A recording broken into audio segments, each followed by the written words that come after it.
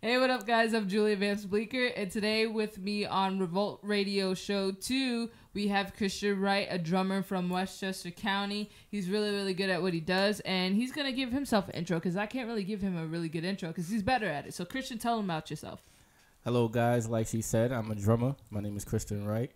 Currently 24 years old, and yeah, I'm a drummer. Word up. He is a drummer. Actually, me and Christian go way, way, way back. Actually, we're related. So basically, he's phenomenal, and it's really, really tough to come by young drummers like him. I always tell him all the time, you're like Travis Barker. You're really up there, and he's always doing the modest thing, and I'm not one to honestly big up anybody like that, because if you suck, you suck. If he sucked, I'd tell him, you're not that good. But, he's really actually great, and he's been playing a lot of shows lately out in the area, and he will get the dates and everything he's been playing and what he's going to be playing upcoming later on. So today, this whole week has been interesting. Social media has been going crazy over Alex from Target. Now, have you seen Alex from Target? I have actually. Yeah. Yeah, that kid is, I didn't think he was like remarkably like something to fawn over the way the little girls have been, but they've been proving like I gotta get some sort of gadget out there, because these little girls go crazy over this kid, and they're ready to throw their whole life away over some cashier from Target. So it's like he's like the modern retail Justin Bieber. That's what I was thinking. Justin Bieber. He's a new Justin Bieber, and that's really what's interesting is these little girls, man. They make things happen. So make this happen, little girls. So Alex from Target, congratulations on your newfound fame. Congratulations. And, exactly, man. Alex, help us out. Hopefully we can get in contact or something like that. Alex from Target. So also what's been going on this week is still the Ebola stuff that's been happening. I believe not this week, but lately, sometime within the last couple of weeks, Cynthia Bailey from the Real Housewives, she got us kind of dunk slammed and dropped on it because she was wearing a mask on the airport just to protect herself from Ebola. Now, I'm getting ready to take a flight out to Cali. I'm actually considering doing the same thing. I'm a little nervous because these big, huge airports that have a lot of traffic going on would obviously have Ebola. Like, its presence would be there. So what do you think? Would you honestly wear a mask through the airport just to protect yourself, or would you just walk around with the added beautiful risk of just having Ebola? Contracting, I'm sorry. As of right now, I haven't done much research on Ebola. Right. So I wouldn't want to approach this thing with ignorance, I guess you should say. So I like that. I don't know, but I mean, we had the West Nile virus. We had so many different things, and that's has like we've been told that it can really hurt you or really cause damage within your bodies. But I don't know. I'm not. It's more so. I don't know. It's scare tactics or whatnot. And again, I don't want to come off like ignorant to the matter. Right. But so. Ebola. So I'm still going to wear a mask. I'm going to purchase one. I'm not flying nowhere. Well, just make sure you purchase two and make sure that you keep one in storage for me if it becomes really serious. Heck, man, what's funny is like last summer I was going to actually buy a gas mask. Don't judge me. I honestly was. I was going to buy a gas mask because I'm like, at some point in the time, the United States is going to have some crazy thing going on. Yeah, I hope not. We're going to need it. And this is that time. I'm pissed that I didn't buy it, but I think I will consider actually buying a gas mask because this is ridiculous. This Ebola craze is just going crazy. And speaking of reality TV shows, people, like Cynthia Bailey, young Berg, dude, punched Masika from Love and Hip Hop Hollywood. So I don't know what's really going on with that, but what is going on that's factual is that they called it obstructing breathing, a violation for choking her out. I didn't know that was a law. Like, wow. You can obstruct somebody's breathing. Would you hit a female if she pissed you off that bad? Be honest. This is the open, honest. Honestly, I can honestly say that I wouldn't. And I have been in situations like not often, so let me get that out. But yeah, what? excuse me. But I've been in situations where, you know, a female actually like physically harmed me. Like they actually like slapped me before. This is news. Breaking news. And I don't know. It's more so it comes down to control. And I mean, some people may disagree. Like, you know, people say, oh, if a female hit me, you know, male from a male's perspective, oh, I'm gonna definitely hit them because they should know that they shouldn't hit a male. If you don't want it, then don't deal it out. But I just think from, you know, for me and my character, I really will try not. I literally will run from you. That's good. You know, just to make sure that I do not put my hands on you. Now, there are times where you do want to put your hands on, you know, whomever. Right. But you have to have self-control. So I think that's a part of growing up and, you know, just keeping your emotions intact. Word up. So. Now, speaking for the probably the 2% of females out there that would never, I, however, would not be playing no slap boxing games with no one. This is what happens when you, and I'm not saying this is what she did, but however, me personally, I'm not putting myself in that. I don't care. We gonna yell. I mean, if yelling is gonna make you swing, then that's a little different. But I'm not gonna. You know what? Smacking I'm not doing all of that either. You opening yourself up for a world of hurt because there's only so you got to remember everybody's still human. Right. There's only so much that somebody can take. Right. So I'm not gonna be pushing nobody's buttons like he gonna hit me this time. No, I'm gonna get away with it. Pow. Everybody, like you said, just to reiterate what you just said, like everybody has that focal point where, you know, they're gonna react. Right.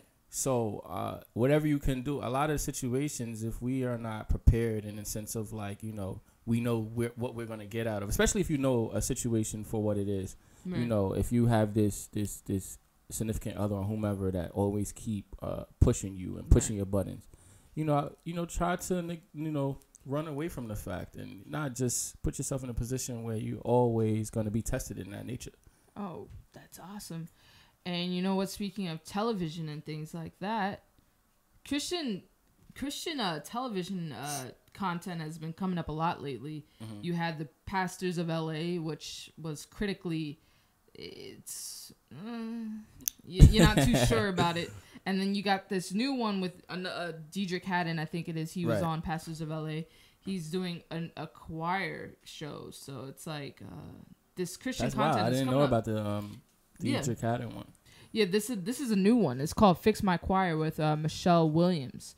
Okay. And I'm digging it, but I'm digging the Christian content. We come from a very Christian background. Mm-hmm. However, I would rather it be more realistic and done right. Now, I never really watched Pastors of LA, mm-hmm. and it was so cringeworthy, you know? Like, when you saw the commercials and some of the 30 seconds that I have watched, I was like, oh, no. I can honestly say that I haven't watched any episode of Pastors of LA. Just a little bit.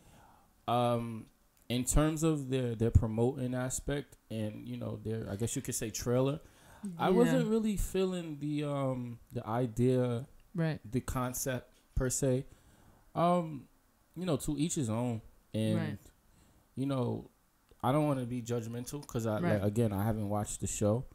So I'm going to be judgmental in about 5 minutes. He said, watch how you judge, not judge.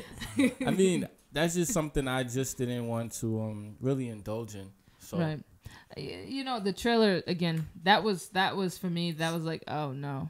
Like, it's like, now, I totally believe Christians, you know, we should, you know, have different variations of what it's like showcased across the world, like different types of people and seeing, you know, and I'm all for everybody being well off and being able to be comfortable and live a nice, beautiful life. This is a beautiful earth, you know. Everyone should be able to experience that. I feel like no one should be poor.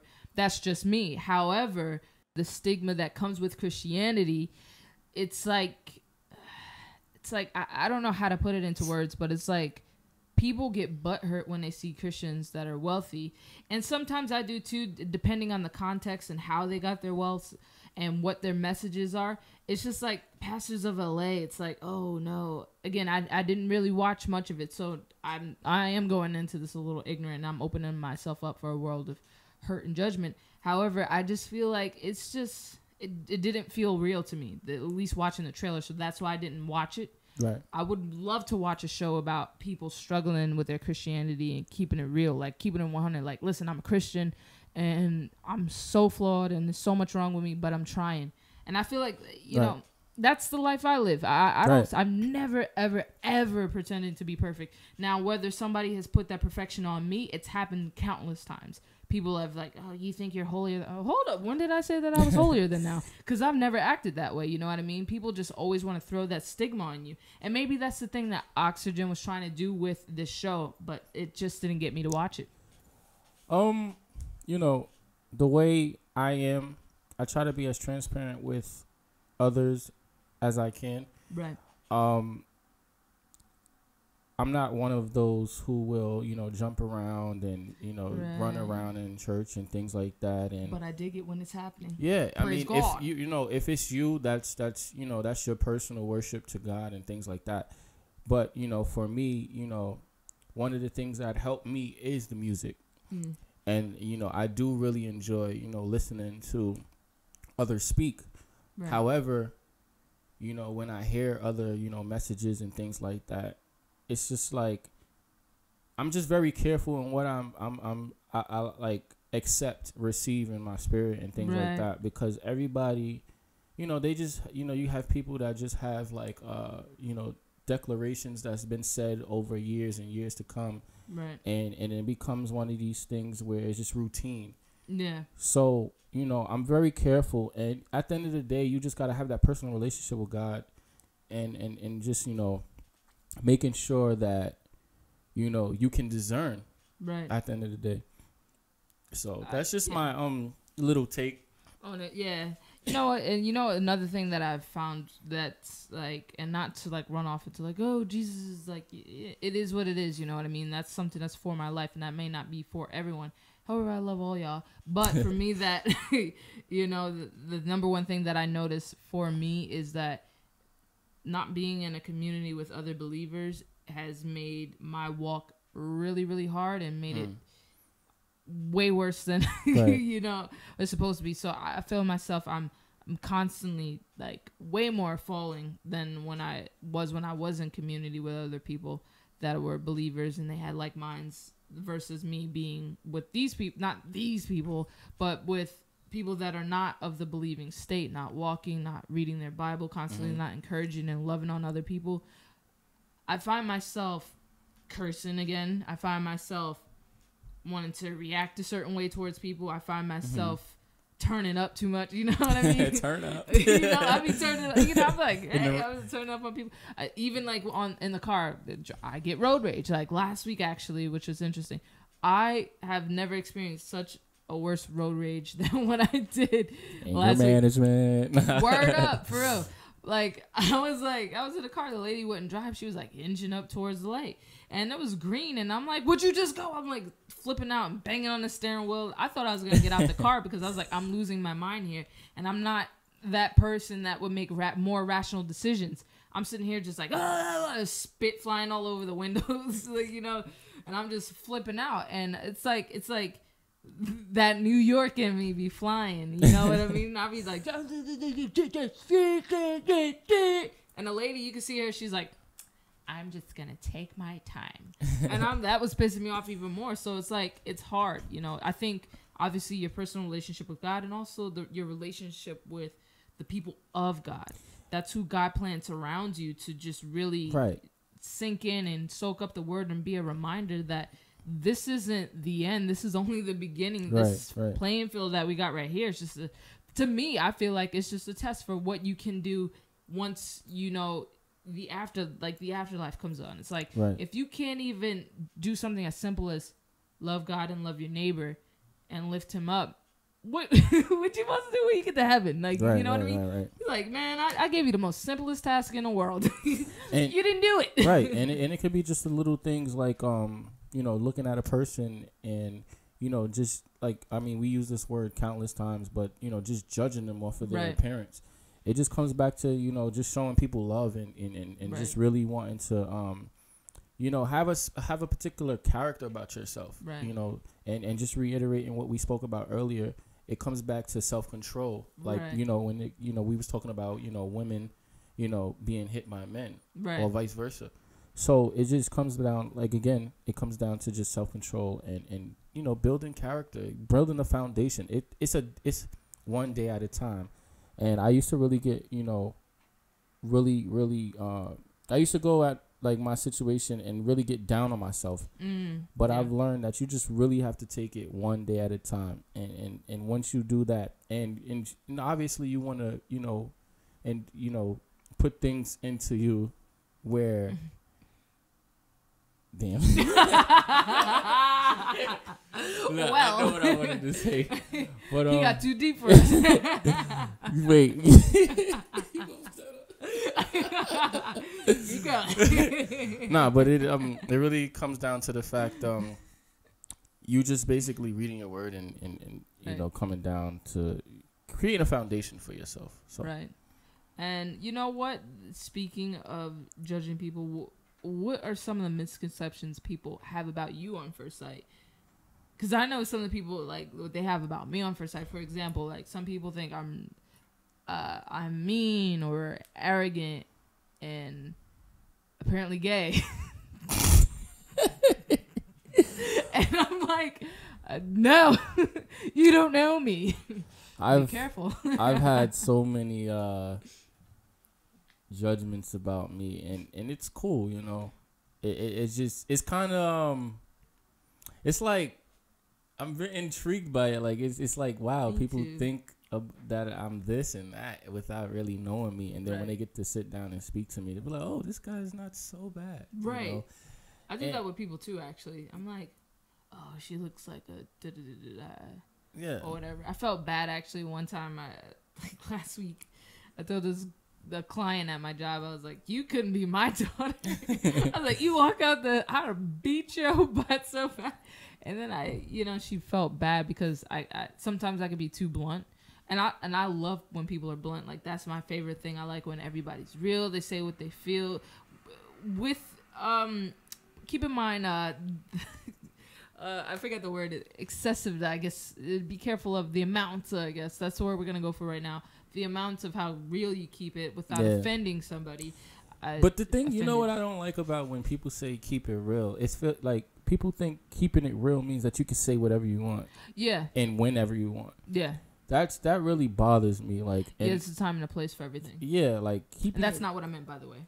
Yeah. So I don't know. Like, people have these misinterpretations of keeping it real. So like I don't know. Like, that's a funny thing. There was somebody that they're like, they were like, oh, I'm real, I'm not fake, and I'm like, keeping it real in my mind, honestly, is being mature. Being intelligent, obviously, being logical, knowing the whens and the where, like the appropriateness of everything. Being real to me is being a true adult, being able to withhold judgment, like we've been talking about all this time, from people, and seeing past certain things. So people think keeping it real is like, I'm yo, I keep it like this, she don't no, keeping it real is being mature. If you go out turning up and starting stuff everywhere you go, and you have issues with everybody that you go to because of your mouth, then how is that keeping it real? To me, that sounds like you have some sort of inner problem within yourself, and there's some sort of insecurity that you have to project on others. So it's like, are you keeping it real, or are you being fake because there's something inside of you that's hurting? So you want to hurt other people, you know what I mean? Hurt people. I agree. I again, keeping it real, understanding there's a place and time for everything. And like, let's say, we have a situation with one another, and I disagree with, your thinking. Right. Everybody is entitled to their own opinion and their own thoughts. And just my experiences and growing up, what I realize is that, that is just the case, right. Because like little things like a phone, somebody might like a phone. It may feel like we always got this whole thing with Androids and iPhones. Word. Team iPhone, no, sorry. You already know. But we always have this thing with Android or iPhone, and this person may feel as though Android is better, or this person may feel like iPhone is better. But it comes down to perspective, and you have to be able to respect somebody's opinion. Right. That's keeping it real. Yeah, and that's, again, yeah, like you said, that's keeping it real. Like, you don't have to like what I like. Right. It's maturity. This is all maturity. But and this is the thing. That's immature. This is the thing.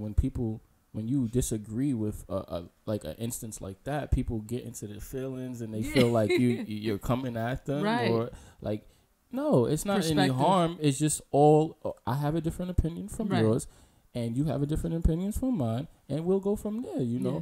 I'm the type of person that, too, when you get into your feelings, everybody's going to get into their feelings. Everybody's going to disagree. Honestly, honest to God, I'm the type of person that if we got an issue, as long as you don't take it to a certain point of no repair, I want to squash it with you. I'm going to come to you, and I'm going to come to you immediately like, listen, I'm sorry I did this. This was disrespectful to you. Right.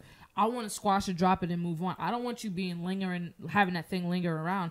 But again, even if I or you or whoever I'm in a disagreement, if you take it past a point of no repair, I feel like you're not keeping it real, because you're not being mature, you're being immature, and you don't understand perspectives, you don't understand opinions, and you don't have that line, just in general, that line of just everything. So it's like, right. It's, again, like you said, it's perspective and just keeping it real and everything. Just make sure, and if it becomes a situation where you have a disagreement and, because sometimes you are in your feelings enough to the point where you just don't even want to see the person. You don't want to have anything to do with the person at the moment. But, the thing I like to do, especially when, I have a situation with anybody, is, check myself. Right. I always do that too. Why does the person feel this way? Now, you evaluate yourself, and then you go to the person and you speak, you literally talk things out. Like, we learned this from grade school. Right. I hope so. But not all of us. But you should really talk it out, and that's what maturity comes from, and that's what discipline comes from. So these are the things that I feel like people should look into, And you know what else people should be looking into? When you're going to be playing again. Where's the places that you played and all the stuff you're going to be playing again? Well, currently I am playing with group Workaholics. We're going to put up the website, the IG, the Twitter, all the social media amount where you could find him right after this. Yeah. So make sure you click on that, look in the note section, wherever section, which site we're on. Just check that out, but go ahead. Yeah, like I said, Workaholics. Also playing with Help Ministries. I do some work with them, and I love them guys. Jairus, Freedom, all of Naja, everybody, Pierre, all of them. Also, I obviously take care of home, play at my church. What's your church? Overcoming Faith Ministries. Where's that located at? Located in the Bronx, New York, 4420 Seton Avenue. You almost forgot for a second. I'm like, but yeah, and then I also play with Don Byrne-Wint and Speaker Box and Omar Karkala and myself. Awesome. So yeah, and then I'm just doing studio work wherever need be. And I just love to play, and I'm just trying to learn and grow, and for the most part, he's already really good. I don't know why he's doing this. Listen. I'm all right. I'm just really trying to grow as a musician and learn as much as I can, and I want to be well rounded. So I'm not sticking to just one particular genre. I want to be able to play all. Word up. So that's one of the. That's what I'm doing right now. That's what he's doing, and I'm doing a show, and we're gonna have a few more guests to come too, actually, in the upcoming weeks. This show is going to get crazier and crazier and crazier. We welcome all of you guys. Again, I'm Julia Vamps Bleeker, and this is Christian Wright. Yeah. Support her, man. Support her. So we got to support everybody. Yeah. Support everybody. We got to take care of us first, you know? Word up. So. Shout out Mike for that word up thing, because you got me saying it all the time, every week. Word up. Word up, man. Have a good one, guys. All right, man.